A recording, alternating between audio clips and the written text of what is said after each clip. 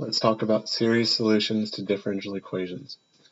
Now, it sounds a lot harder than it is.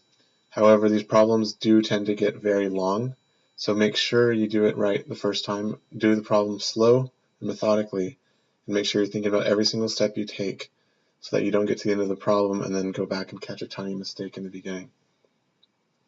So, we're going to assume that this differential equation has a polynomial solution, and we're going to write out the most general polynomial that we have, well, an infinite polynomial of this form.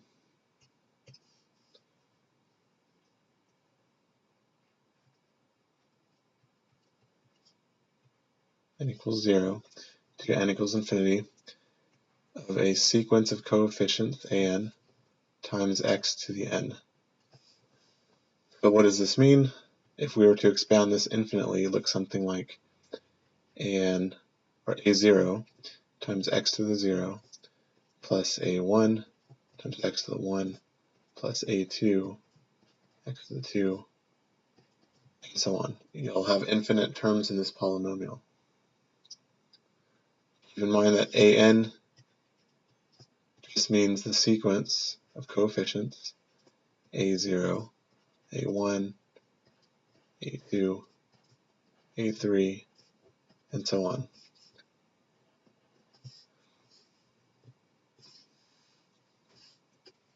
Whenever you do a series expansion problem, you're going to assume that this is your solution, something of this form.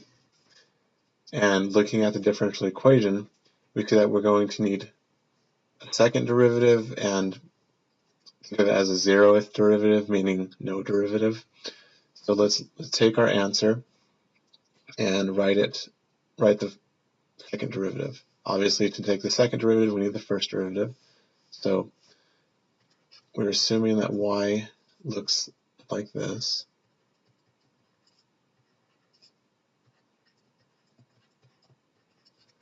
Now that means y prime has to be equal to, and this is just the regular derivative rule that you learned before.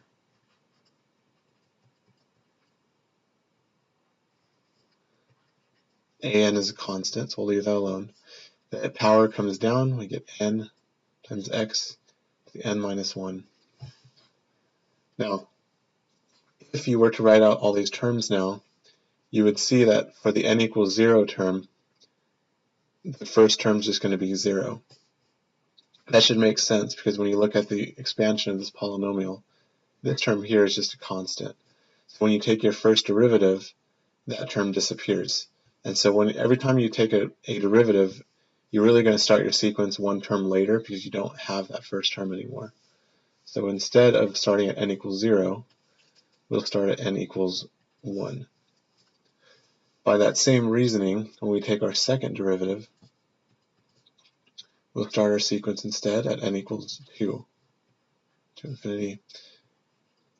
And then we'll take our derivative again, a sub n times n, that's all constant. The power comes down, n minus 1 times x to the n minus 1, which is n minus 2. So now we can take these two derivatives and plug them into the original problem, see what we get. So the original problem is y double prime minus y equals 0. So we'll plug that in.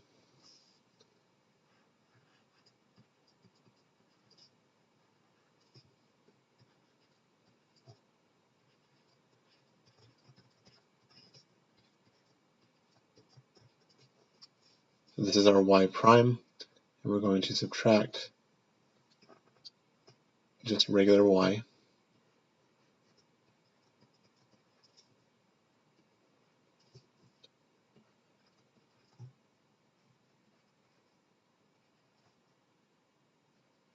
This is equal to 0.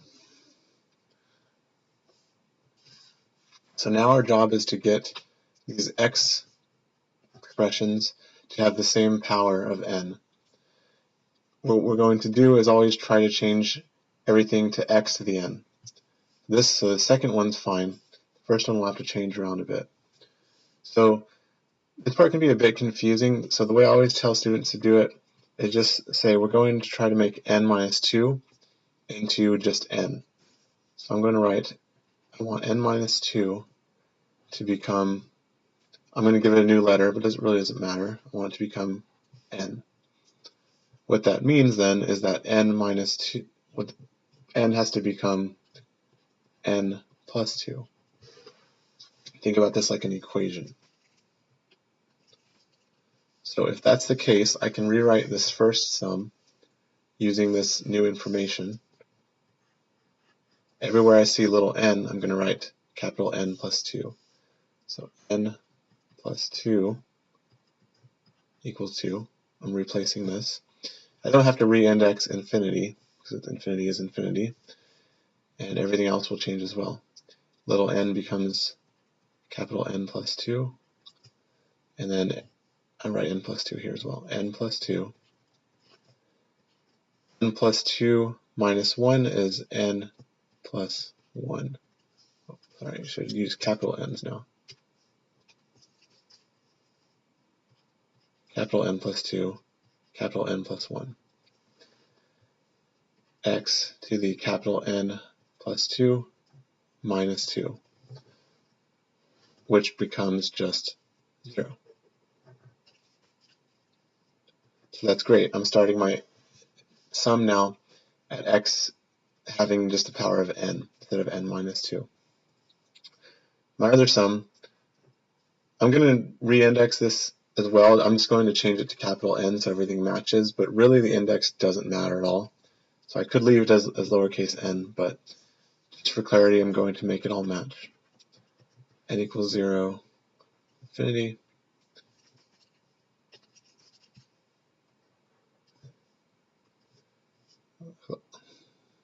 A sub n, x to the capital N equals 0.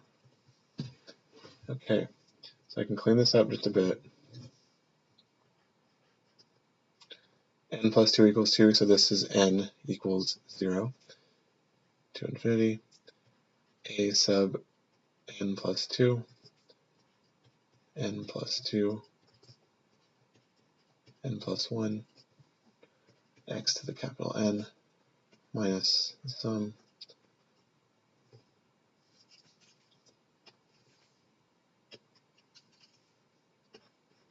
n equals 0 to infinity.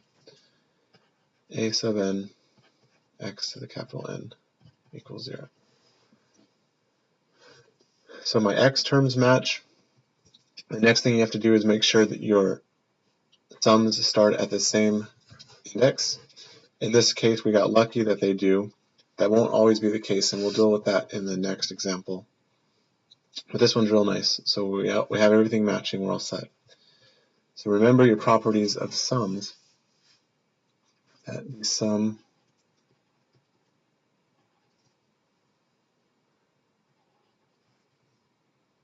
of one sequence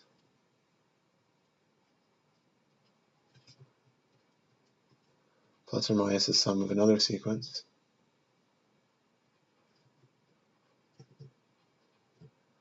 assuming they start at the same index, or you can change this into a single sum.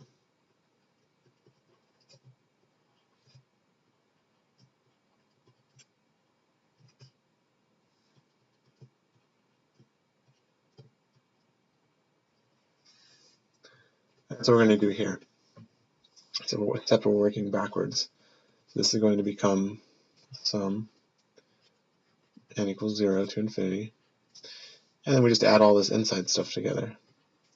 A sub n plus 2 times n plus 2, n plus 1, x to the n, minus a sub n, x to the n. I want that to be equal to 0. Okay. Now we have two terms, each containing an x to the n, so we're going to factor that out.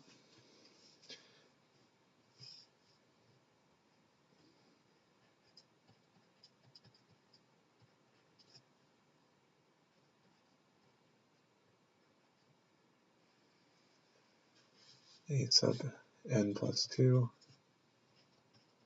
n plus 2, n plus 1, minus a sub n equals 0. So this expression here now represents the coefficients of my polynomial terms, and if I want this to be equal to 0, I need to have every coefficient equal to 0. So what I can do is set this sequence, this recursive sequence, equal to 0.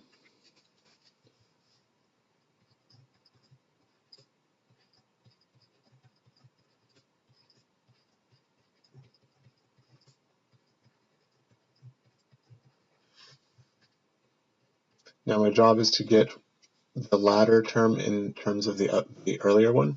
So I'm going to solve for a sub n plus 2 and get that alone.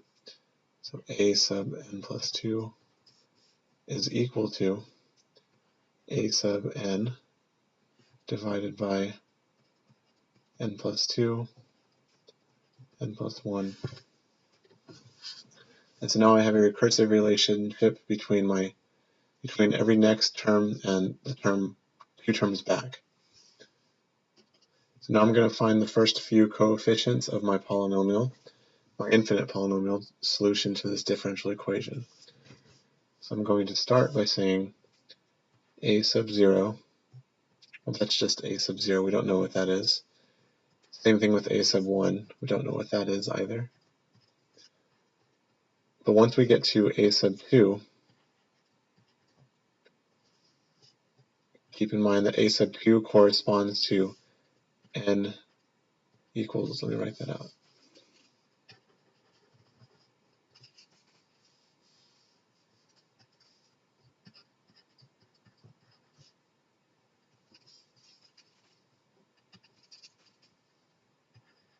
N equals 0 corresponds to a sub 2. Why is that the case? So a sub 2, if you look at this expression, this relationship here,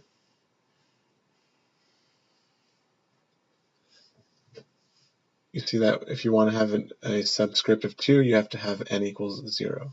So this is the n equals 0 term. A sub 2 equals, by this relationship, a sub 0 divided by our capital N is 0, so this is over 2 times 1. And so we'll just say a sub 0 divided by 2. And we'll keep going. N equals 1. When n equals 1, we're looking for a sub 3, which is equal to a sub 1 divided by, our n is now 1, so this is 3 times 2. I'll rewrite that here. A sub n plus 2 equals a sub n divided by n plus 2, n plus 1. We'll do a few more terms. N equals 2. A sub 4 equals a sub 2 divided by 4 times 3. Plugging in n equals 2 into this relationship. But a sub 2, we already know what that is. A sub 2 is a sub 0 divided by 2. So this is actually a sub 0 divided by 2 times 1 over 2, 1 over 4 times 3. 4 times 3. So the 1 over 4 times 3 is this part here, and then a sub 2 became a sub 0 over 2. So I can write this as a sub 0 divided by 2 times 3 times 4. N equals 3. A sub 5 equals a sub 3 divided by 5 times 4. Again, that's coming from this relationship here. But we also know what a sub 3 is. That's this expression. So a sub 3, we'll plug in for that. a1 divided by 3 times 2 times 5 over 4.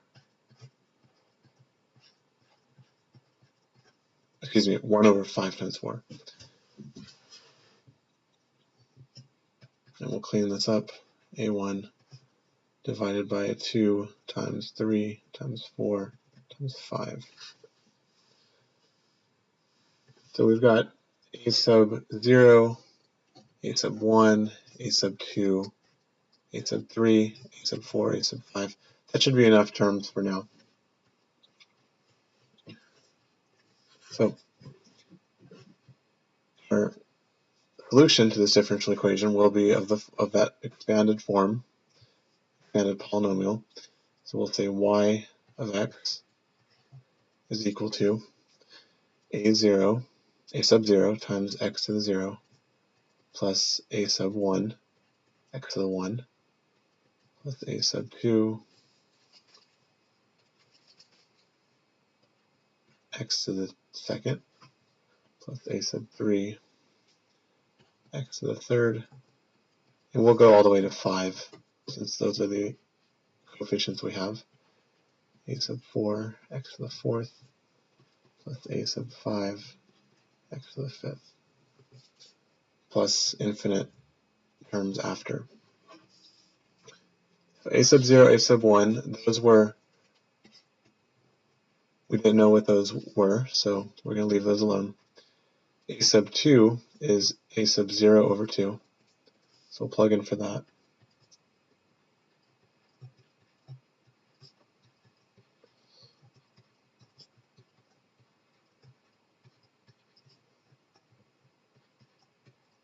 A sub 3 is a sub 1 divided by 3 times 2.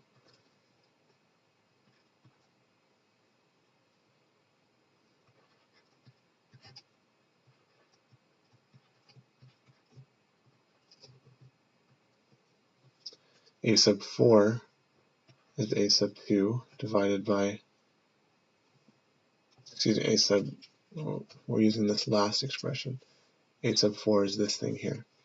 So that a sub 0 divided by 2 times 3 times 4 x to the fourth plus our a sub 5 is equal to this expression, a sub 1 divided by 2 times 3 times 4 times 5 x to the fifth plus other terms.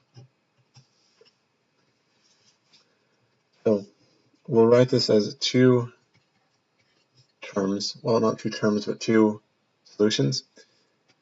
We'll factor out the a0 terms from the a0 numbers from the terms that contain a0. So we'll get a0. We factor that out from here. We're left with x to the 0. We'll also factor out of this term and get plus 1/2 x squared plus, from this term we get 1 over 2 times 3 times 4 x to the fourth plus infinite other terms. And then we're going to add that to a sub 1 factored out of the rest. So we'll factor a sub 1 out of here, x plus 1 over 3 times 2 x to the third plus 1 over 2 times 3 times 4 times 5 x to the fifth plus infinite other terms.